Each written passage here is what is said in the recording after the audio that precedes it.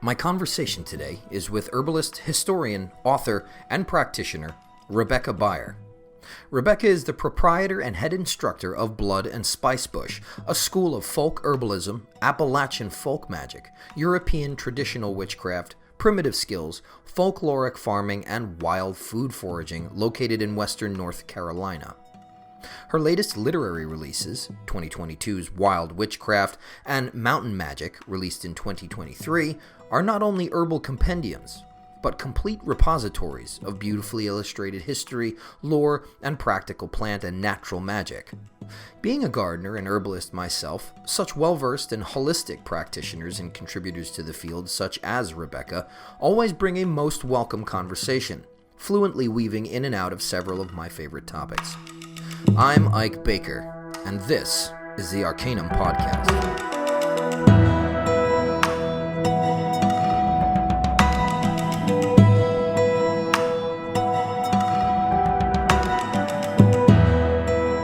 I've been following your work for a while, but you're new to the podcast, so why don't you tell me and any potential listeners a little bit about yourself? What do you do? Where are you at?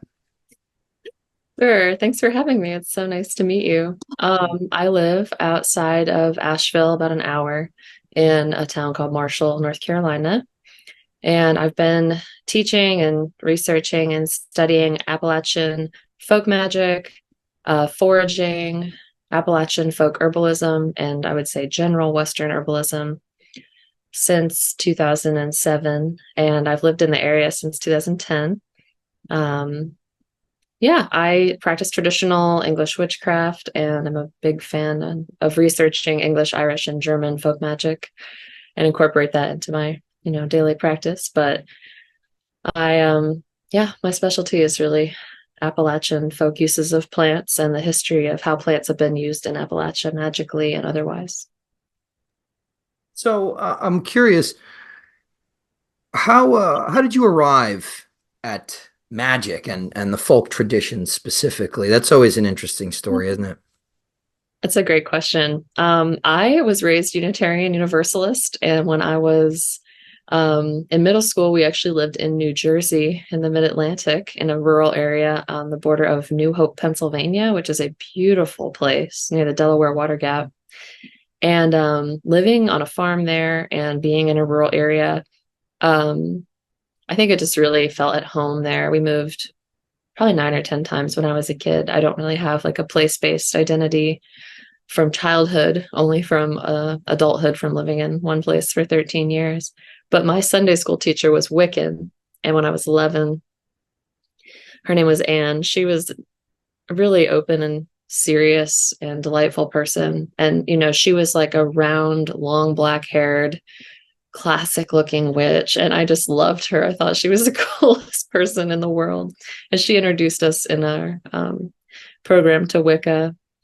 And luckily my parents are both not very religious, so they didn't object to me studying witchcraft, and they actually bought me books that she recommended for me, and I started reading like Magic's High Aid and stuff when I was 12. I had no idea what it was about, and the Witch's Bible and a lot of those like foundational texts for people who came in through the Wicca to traditional witchcraft pipeline. So have you always kind of felt a call or a bond to botanicals and things like that? Or was that something, I know you said you lived on a farm in a rural area, but there's a lot of hard work. A lot of people don't realize it's not all just kind of picking daisies. It's a lot of hard work on a farm, or to even really in a homestead. So did you always kind of feel a bond or a call to botanicals in magic or in general? I actually didn't. I'm a horse girl, if you can't tell from my very long hair. I've been told that's one of the telltale signs.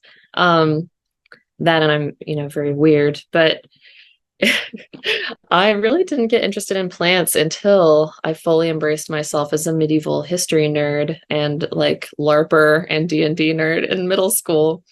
And I realized you could actually not only had people actually lived in this like kind of fantasy way I was idealizing and romanticizing, but as I got more interested in history, and like what my own ancestors had been up to, before the advent of the grocery store. I would say around 17, 18 is when I really started studying plants more in earnest, because I mostly had been focused on animal agriculture before then. I lived on a horse farm, and we showed and raised horses, and I worked in the horse industry from the age of 14 to 24. Um, and I did a apprenticeship at a living history farm in New Jersey called Howell Living History Farm. And I got to dress like it was the 1860s every day. And they hired me to be a draft horse worker, because I had horse experience. And I sat, harnessed and drove the horses on the farm. So I really got into plants. That was when I was 18. And I foraged my first things, and my mentor Rob, who's still a friend of mine to this day and still teaching the program, he really got me on the path of like actually working with plants and identifying them.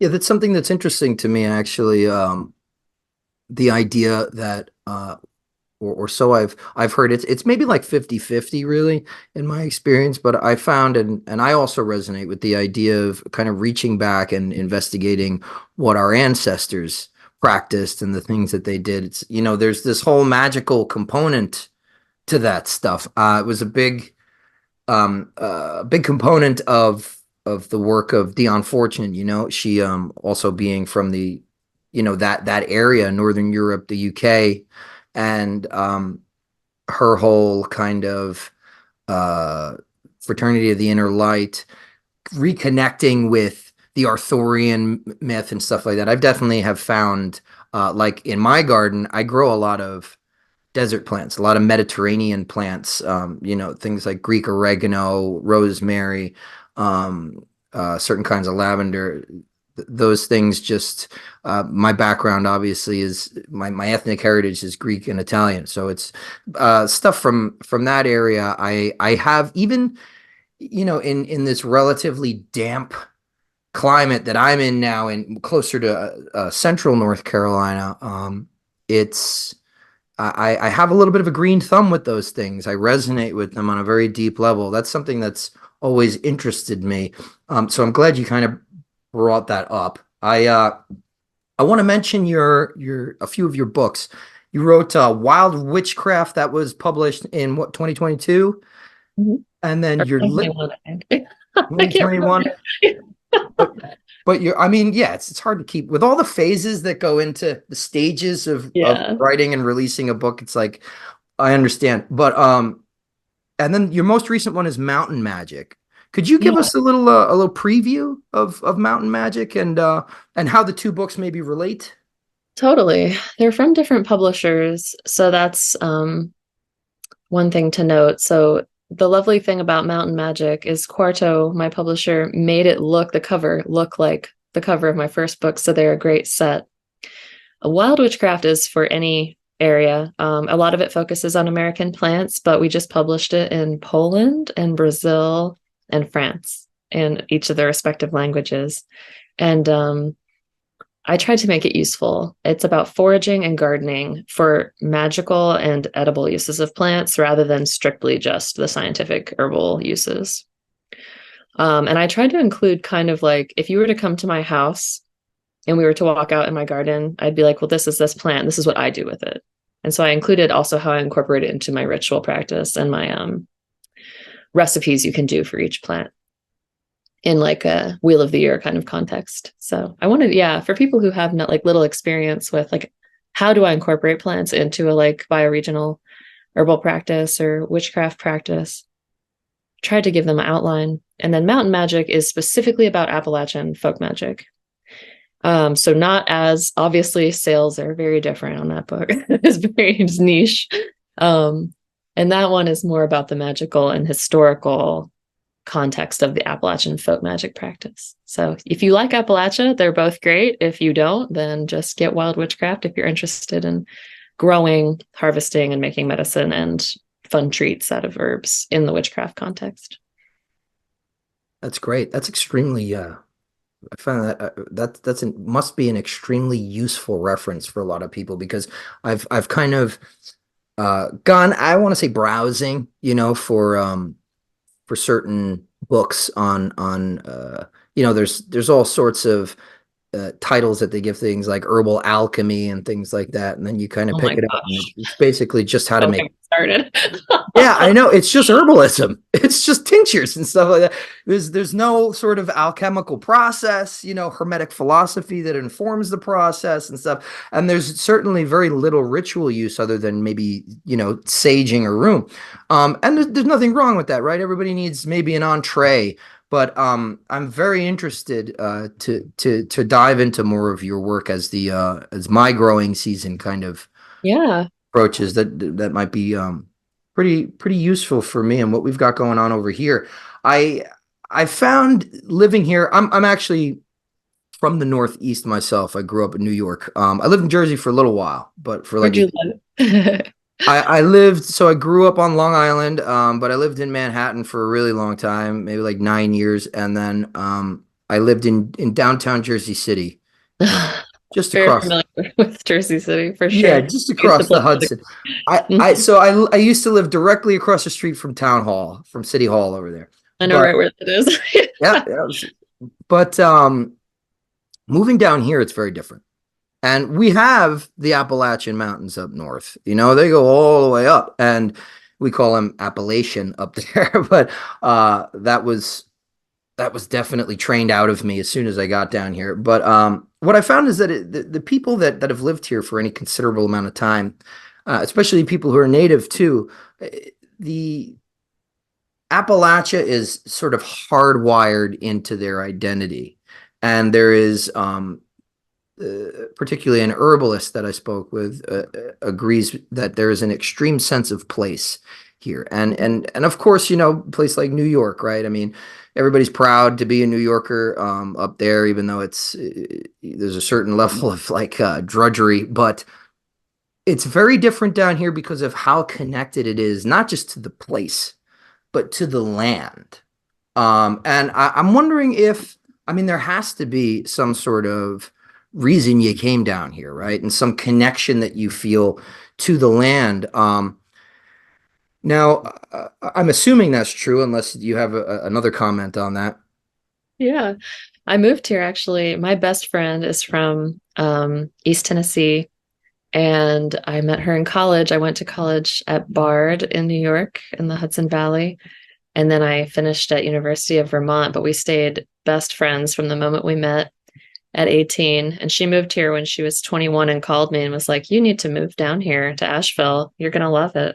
And at the time, my family's from Pennsylvania, and we had a family farm there. And unfortunately, I had always planned on moving back there and like restarting the farm after school. But unfortunately, it was sold, and my entire plan for my life was kind of shattered. And so I packed up my truck and I drove down here, and I've been here ever since. And that was 2010. I think being from Western Pennsylvania, my family's from Pittsburgh on both sides.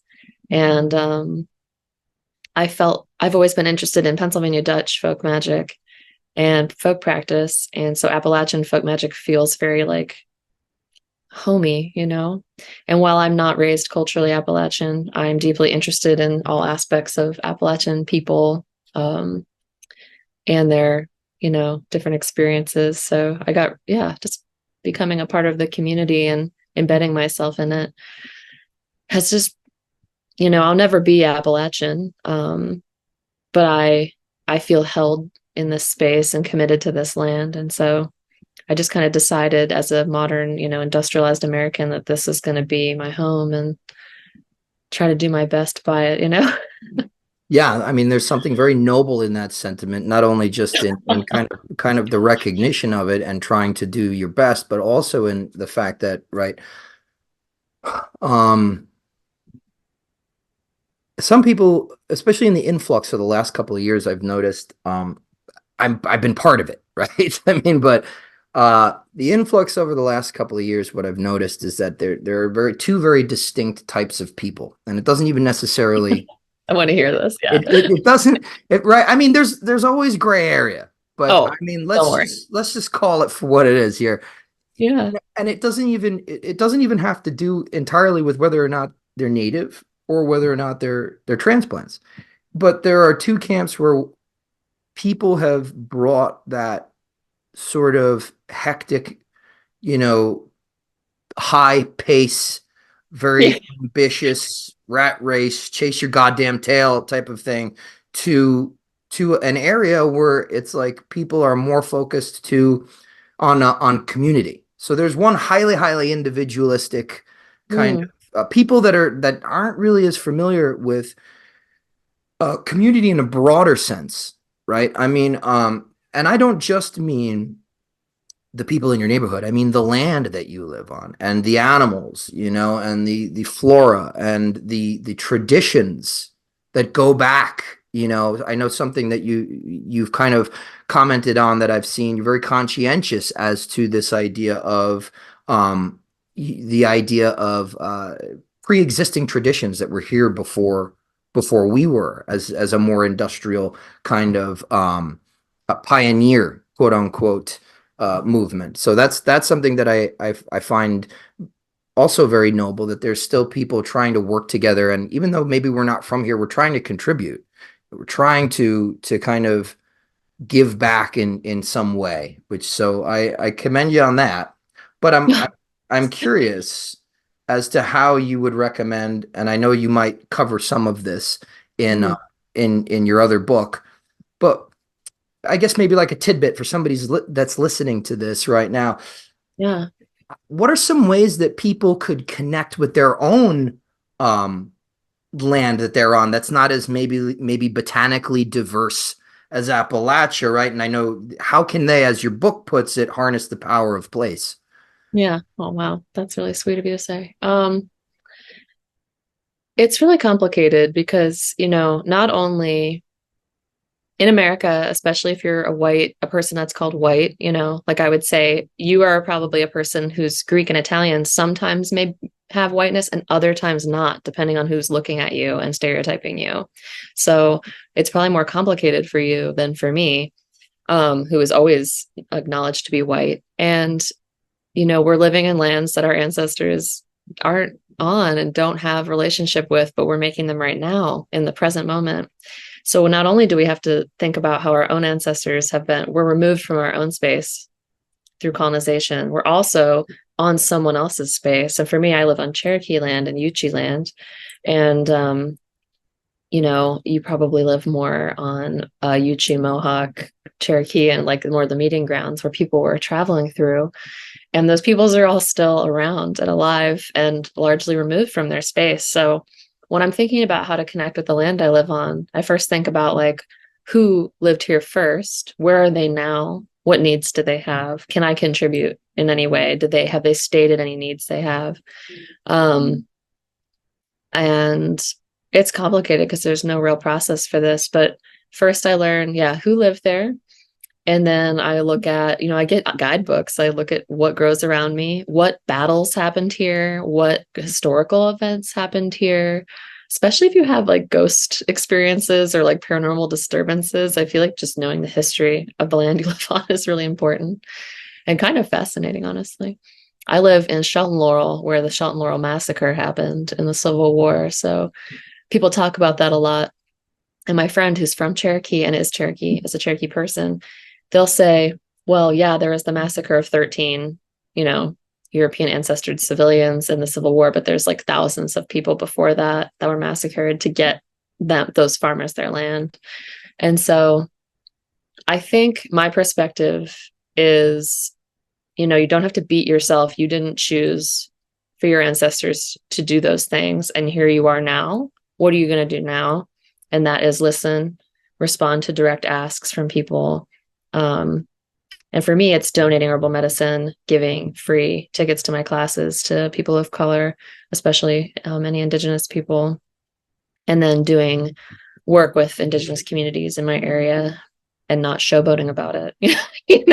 Like just do stuff. You don't have to tell everyone that you did it, but it's great if you do things. And sorry to be so long-winded, but it's just such a complicated question. No, I believe me, I prefer that you're long-winded. Oh, I thanks. prefer it, because the thing is, like, you're talking about a lot of stuff I can't really speak to, but Mm, and a lot of my other guests can't speak to, but I find that so important.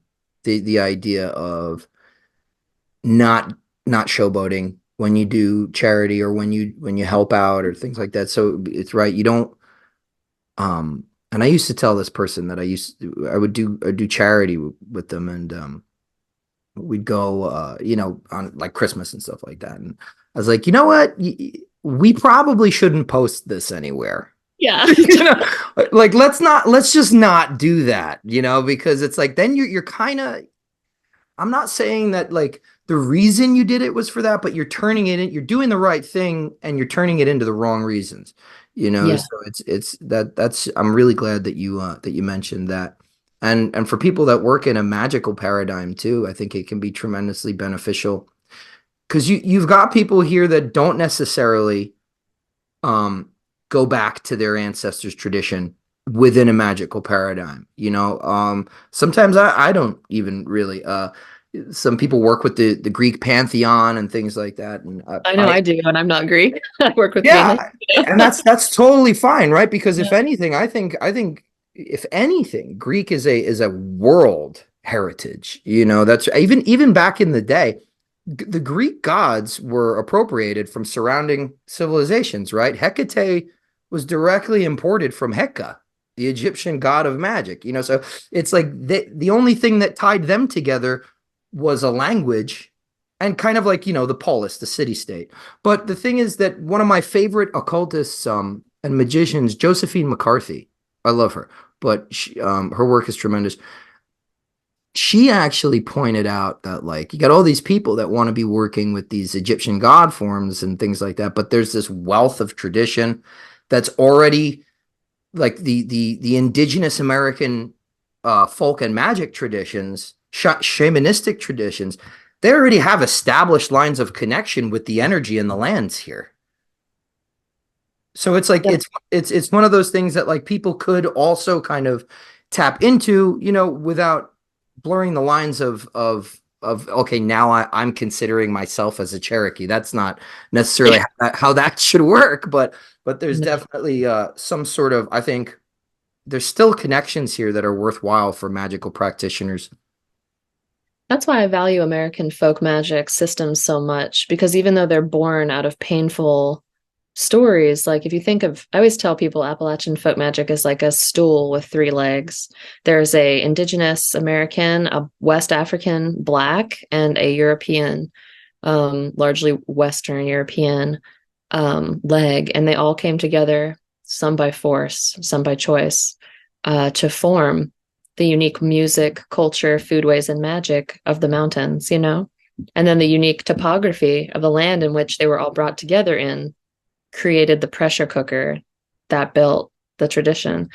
And so for me, I feel comfortable practicing Appalachian folk magic because of the ways in which my European ancestry is directly viewable in it. But while I practice it, if I see, as like a historian, I name, the use of red pepper in this protective charm, that comes from African influence. And we have to name it and not just pretend it's all European or that it's, it's complicated. And this is just my opinion. Other people would say something different, and that's super valid. But I think, like the use of sassafras, it's a native plant that was brought by indigenous people into the praxis.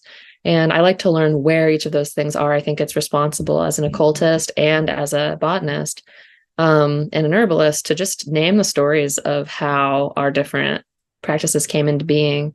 I think obviously people on the internet say the most unhinged, frightening, aggressive, violent things. And I struggle a lot as a person who's like pretty patient and like I'll definitely engage with people that come in good faith, but that almost never happens. So I block a lot and like delete a lot of comments in bad faith. Most people aren't saying you can't ever practice something that's not directly in your ancestry, because we live in a globalized world, and most cultures that weren't marginalized, like the Greeks, wanted to share and like wanted to actually get people to do what they were doing.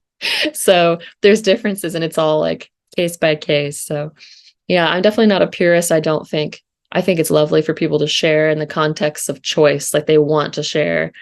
Um, a lot of my friends practice hoodoo and lakumi and a lot of the African folk religions. And I've been astonished to find, after being chronically online in my 20s, that in real life, people of all ancestries practice these traditions in consent with each other in relationship and have like really diverse practitioners. Whereas online, I might not have ever known that, like, because I didn't get out on the ground and actually meet people. So I'm grateful that people are getting better at naming where things come from, why we have access to them.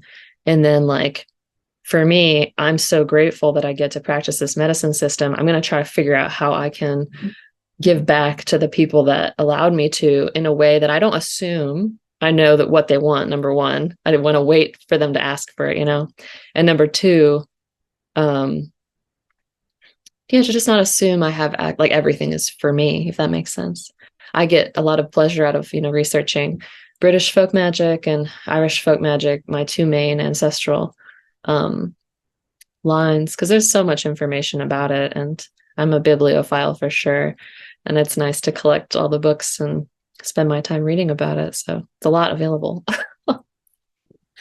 Yeah, I think definitely you have an advantage in having that training as an historian, the type of credible research that can go into that stuff, because a lot of people are just unaware. You're kind of like unaware. You're ignorant of your ignorance at a certain point. Like, oh, I didn't know that. I didn't know that. That's your point. Like, That's so true. I didn't even know that like you could go further than, okay, I didn't know this plant was brought from another place, etc. There's like this perceptual wall Yeah. there. That's why I write books. Yeah, I mean, I'll do it. I'll do the research for you, and it's all cited. Yeah, that's excellent. But I'm interested to know, where does your English and Irish folk magic, does it kind of intersect with the Appalachian stuff in terms of actual practice? Or do you find that certain things, is there a commonality? Oh, it's so wild. So I think one of the most interesting things, the Sator Opera Rota squares, the magical squares. Yep, yep. They have found those rolled up in barns in Appalachia since the 1700s. I know, right? That's awesome. I learned that about 7 or 8 years ago. My mind was blown. I was like, literacy wasn't extremely common in the mountains until the 1800s. And there is a lot of stereotypes around also Appalachian people and like what they know, especially Appalachian whites, and them being stupid, primitive peoples that are like somehow connected to the land because they're kind of dehumanized. But they were using these, like magical charms. They're like magic squares, really. Yes, they were. And they used them to protect against fire. And, just like they did in like the 3rd century in Pompeii and stuff. So I think it's fascinating that ancient Greek and Roman magic could find its way into the mountains of Appalachia in the 1720s, and English folk magic we see constantly. English people were the largest group of colonists in Appalachia, not the Scotch Irish. They're the 2nd or 3rd. And the Germans were also very prevalent here. They brought with them, example, there's a charm for burns that comes from England. Today in Appalachia, we have a lot of unique magical practitioners, and a burn whisperer is a person who's innately able to usually whisper a particular Bible verse over a burn, and it will stop hurting and heal very quickly. And that practice in Appalachia comes with a charm, and you say, there were 3 angels come from the east. One brought fire, one brought frost, in frost, out fire. And you say that 3 times. And in England, you would take blackberry leaves and wet them and put them on the burn, which are astringent and cooling. So that would have worked really nicely. That practice was lost with the blackberry bit, and just the spoken part is present in Appalachian folk magic. And that's why I value being, I have a master's in Appalachian studies and sustainabilities, and I studied ethnobotany in Appalachia, namely just so I could, hang out and spend time researching, like, where did this charm come from? Where are these 3 angels in the east? It's from England. It's actually from Shropshire. Okay, wonderful. Oh, and they added blackberry, which we use extensively. in Appalachian folk medicine also in the same way as they do in England. So that's just one example, but there's hundreds of examples of Irish, English, Scottish, and German medicinal uses of plants and charms in Appalachia. That's fascinating to me.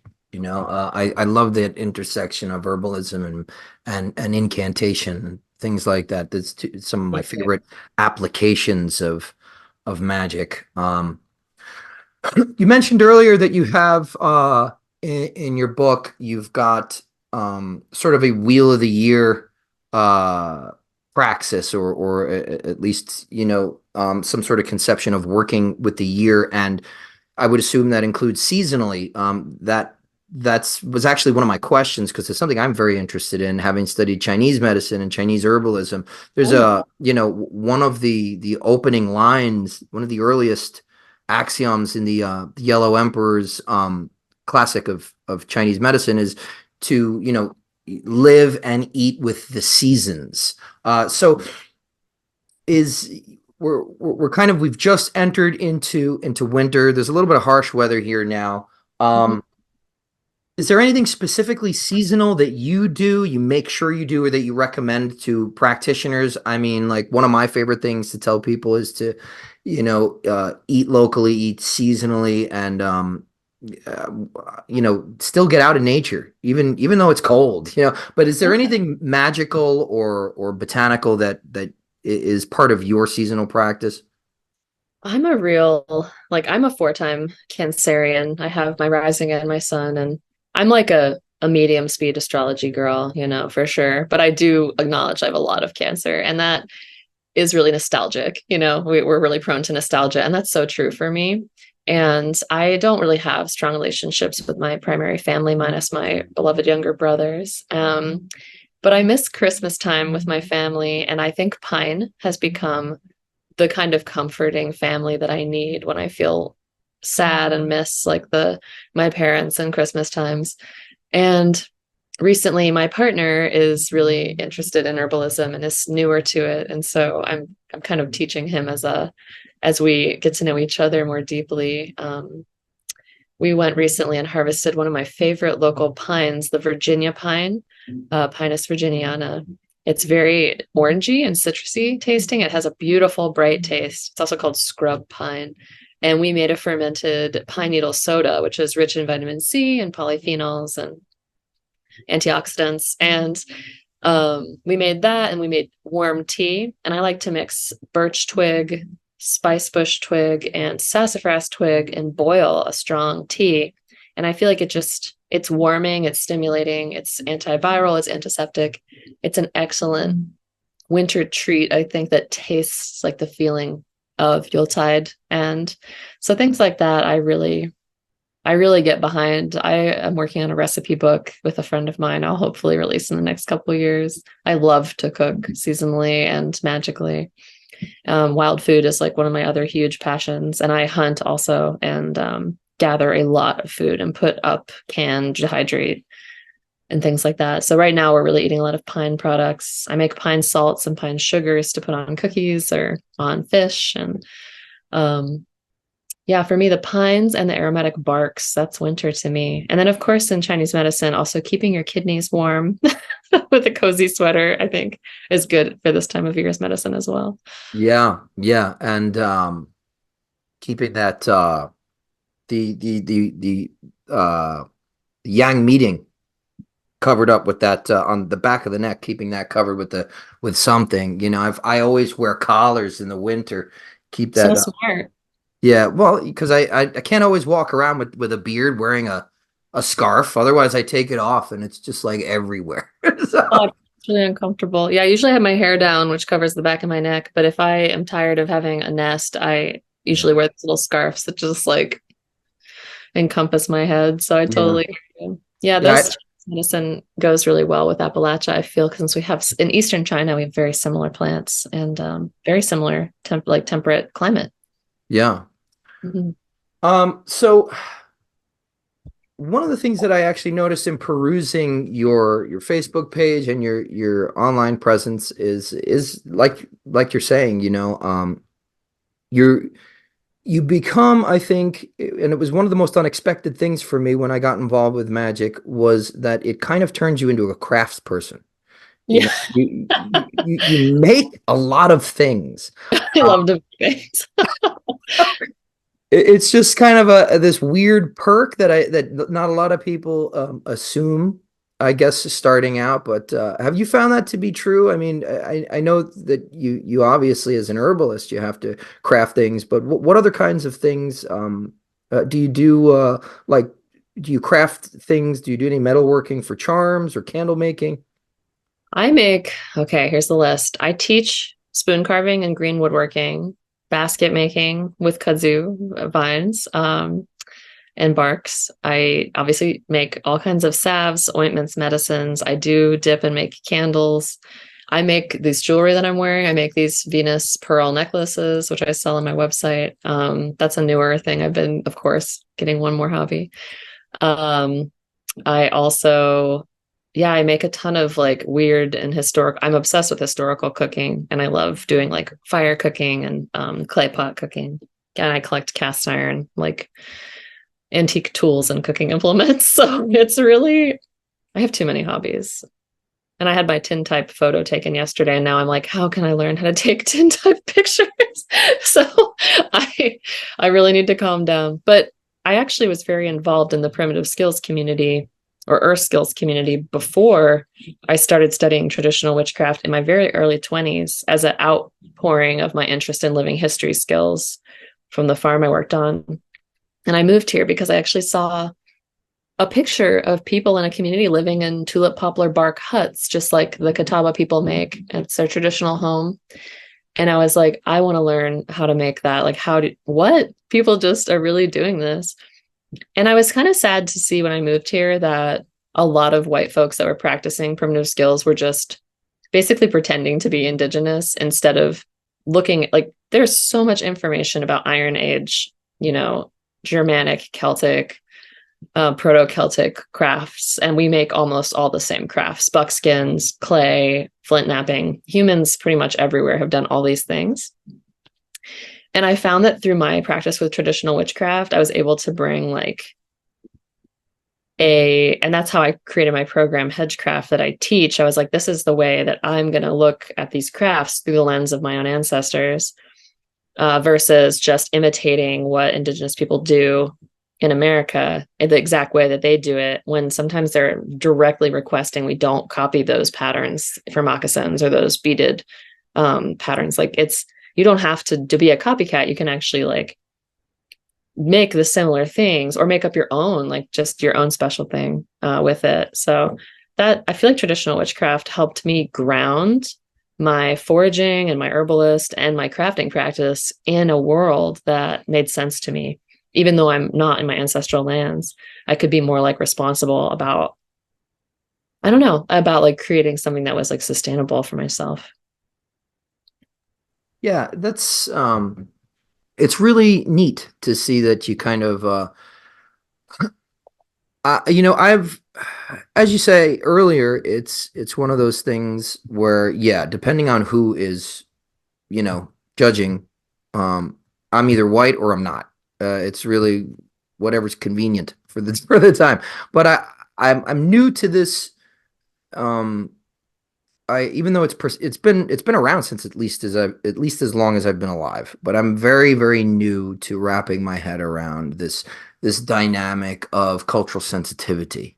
Mm. I was taught, in middle school and high school and college, Western civilizations from the Greeks and the Romans, and I'm like, well, I'm Greek and Italian, so yeah, it's for everybody. So it's like, I'm not understanding, but I kind of yeah, I'm understanding now what's, especially being in this area.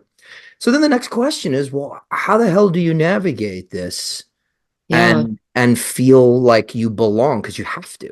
You cannot feel like an unrooted tree or a fish out of water for your entire life. And this is just a comment.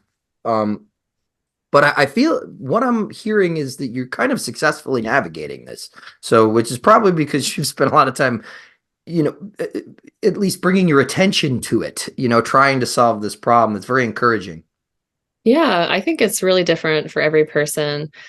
And it can be really disheartening to read about it online because there's so many people who I think their heart is in the right place. Like, I think they're centering Indigenous and people of color in their mindset. They're usually like white bloggers that are like, just move back to Europe. And I'm like, that is not a practical solution for most people living in America with European ancestry. Also, Europe will not let us move. They do not want us. Like, they don't want us to Oh, come. I know. And it's really difficult to see that as if like all white people can like make millions of dollars instantly so they can somehow convince the European government to take them back. But I think the sentiment of looking within yourself and your own ancestors is good. I agree with them there. And then of course, like looking at ways to support land back and Indigenous sovereignty here and now, like however we can, is imperative, especially if you work with plants in the United States. That's my opinion. But also you are here now and you can be, it's like an invasive plant. It's like kudzu. People talk about kudzu like it's the devil itself, the plant that ate the South. It's edible, medicinal, useful. Yes, it out of balance destroys and pulls trees down. But if we use it, if we work with it, if we know it, then it's going to be a great resource. And I think we are the same. Like, I'm an invasive plant. I'm not inherently evil, but I'm out of place. So how do I find out how not to take the trees down around me? You know? And I make mistakes and I probably, do a bad job often with that stuff. But I think I feel at home because now I walk outside and I know the names of all the beings around me that I work with and that I'm always learning more. And I feel so at home in Appalachia because I know who I live with. I know who lived here before me. I'm just taking the time to try and know. And also to say sorry when I make a mistake or, ask for more information or not think that I'm right. And also be gentle to other people who are on the same journey as me and not shame them because they're not as nerdy as I am. So I don't know. I think it's great what you said, The biggest thing with cultural appropriation I teach my students is it's all about who profits. It's not about not sharing. Like the Greeks and Romans wanted to conquer everybody and get them to do their stuff. Anybody can practice Greek or Roman, spirituality to most people's opinion. And then, but if someone's like, oh, I want to practice Santeria, people of, the ancestors that created Santeria are often subjugated and marginalized. So to want to do a closed practice like that, you need to have a totally different mindset of permission, right? So I really value those conversations. And also, aside from witchcraft and crafts and cooking, my other greatest passion is communication skills and learning to be a better listener and a compassionate person. And I wish more people in the witchcraft community would teach them, like buy some books about communication, which I can recommend a couple of good ones.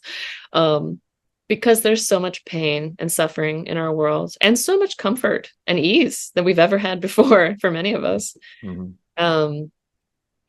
And I wish people would be more gentle with those conversations with each other, instead of shaming each other or feeling more right than somebody else, So yeah, absolutely. I mean, it's like we're kind of living in a time where it's like that may have worked for a little while. It's not really working anymore. It's not no. The screaming horde thing. It's really not helping anymore. Yeah, shaming and bullying are like very 1998. I think we can just walk away from it. As a child of the 80s, I have to age myself here, but yeah. I feel you. So you mentioned your class Hedgecraft, and do you have like an upcoming semester or an event? I saw something about that. Do you want to tell us anything further about Hedgecraft? Yeah, I actually just sold out all my spots in it, which feels like I'm very thankful that people are interested in it. It's almost my 10th year teaching this course, so it feels like its own thing now, which is kind of special. Hedgecraft is my kind of answer to if you want to practice magic and medicine and food with plants in Appalachia, what does that look like? And so our class is basically how to make wild food dishes, simple herbal remedies, and how to identify plants in the field. and then how to harvest them and how to process them in all these different ways. And also the history of Appalachia and traditional European witchcraft and Appalachian folk magic, and kind of my little mix of those things that I personally practice. So we have a really great time in this class. It's like one of the lights of my life. We make a lot of crafts and cook over the fire, and just we have a blast. It's really sweet.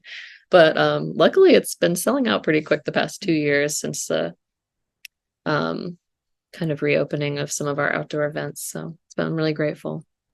Yeah, well, congratulations on that. I'm curious for my own interest.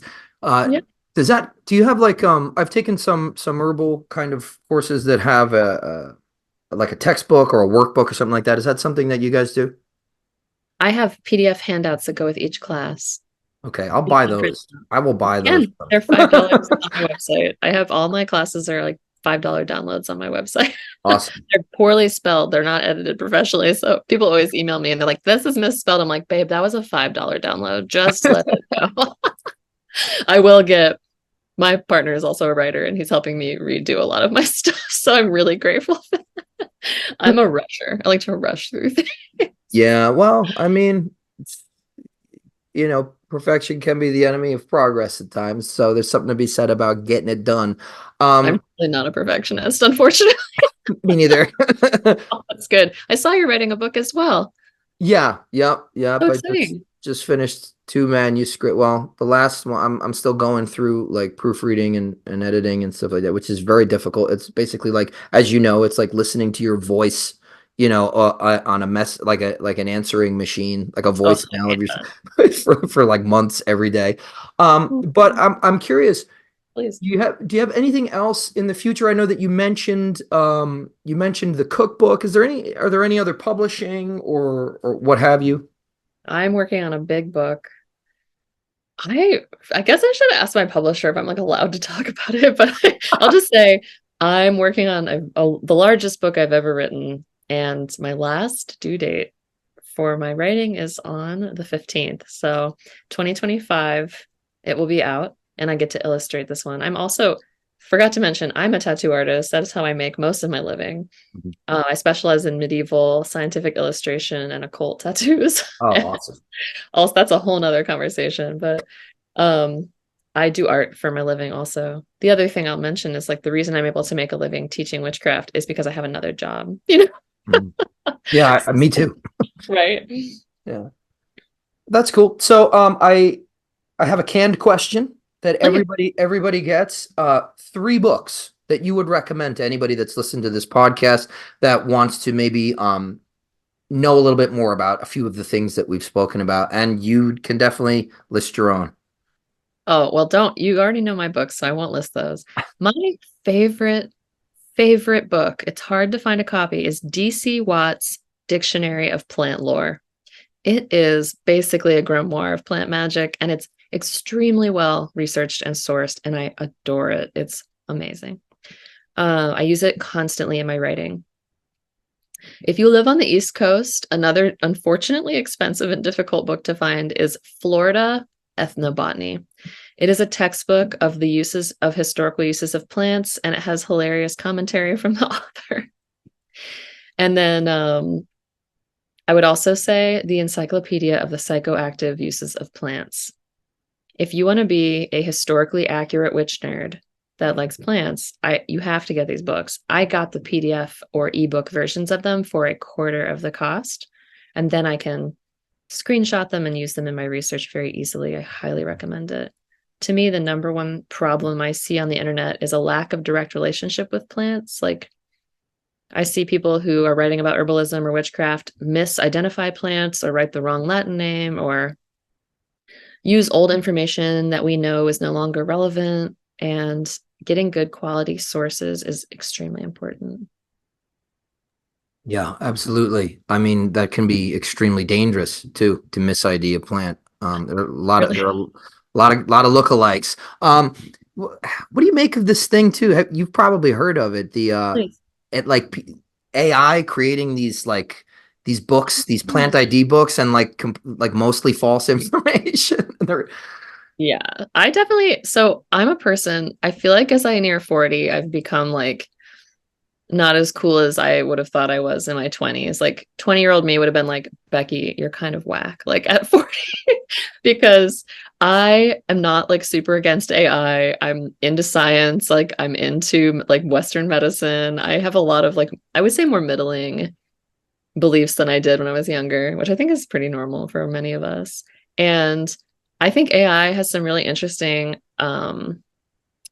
like uses, and also that to me is the question that Jerry Mander brought up in the book In the Absence of the Sacred. Like, how do we ask questions about whether a technology is inherently good or bad? Mm, And while I don't think AI is inherently bad, this is a good example of one place it's bad. So yeah, yeah, true. Good point. Good point. So where can people find you? yeah, I am Blood and Spicebush on the lands of the internet, with no punctuation or capitalizations. You can find me Blood and Spicebush on Instagram, www.bloodandspicebush.com. And I'm also on Facebook, but I don't use that as much. And I tried Threads for one day and I got scared and deleted it because everyone was really mean. So I'm too tender for this crap. I literally crap because I think I labeled it a cesspit of ideas the other day. So You did, and I was like, yes, I'm so excited to meet you because we have the same.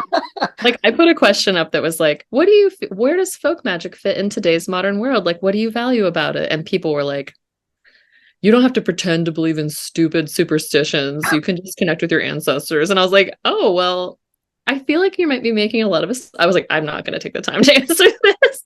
Oh my God. Just, that's great. Well, I really appreciate you coming on and speaking with me. And I appreciate the work that you're doing, and hopefully I'll get to catch one of your classes eventually. And yeah, just thank you so much for being on. I'm looking forward to everything else, that all of your output in the future. oh my gosh. Thank you. So kind. It was great to meet you. Appreciate your time. Likewise.